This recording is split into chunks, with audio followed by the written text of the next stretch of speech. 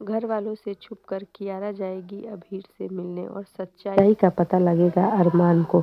और अभीरा और मनीष जी की बातें सुन कियारा करेगी अरमान के सामने बातों का खुलासा। जी हाँ दोस्तों, स्टार प्लस की मोस्ट पॉपुलर शो ये रिश्ता क्या कहलाता है का अपकमिंग एपिसोड काफ़ी इंटरेस्टिंग मोड़ लेने वाला है, जहां हम सभी को देखने को मिलेगा कि कियारा क्रिश और आर्यन के सामने कहती है कि अभीर को हम लोगों को अभीर से मिलना जाना चाहिए। जहां कियारा को समझाने की क्रिश और आर्यन कोशिश करते हैं, लेकिन वो किसी की बात नहीं मानती। घर वालों से छुपकर वो चली जाती है और एक नज़र का धागा भी ले जाती है, जिसे वो चाहती है अभीर के हाथों में बांधना, जिसे अभीर को नजर ना लगे। वहीं दूसरी तरफ वो डिलीवरी गर्ल का गेटअप में जाती है, जहां उसे कोई नहीं पहचान पाता। अभीरा को पार्सल देती है, उसके बाद अभीर के कमरे में वो धागा पहुंचाती है।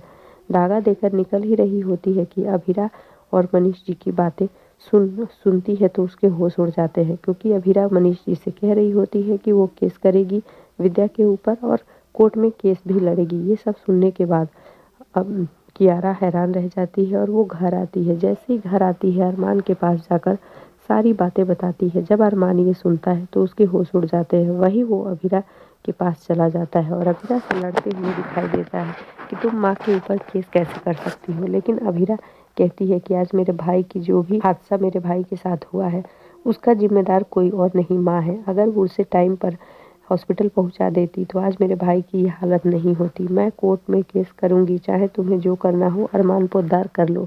इधर रूही भी रोहित से इसी चीज़ के लिए लड़ते हुए नजर आ रही है। वो ये कहते हुए नजर आएगी रोहित को कि तुम माँ का साथ दो, मैंने तुम्हें मना नहीं किया है, लेकिन मैं अभीरा का साथ दूंगी अपने भाई के लिए।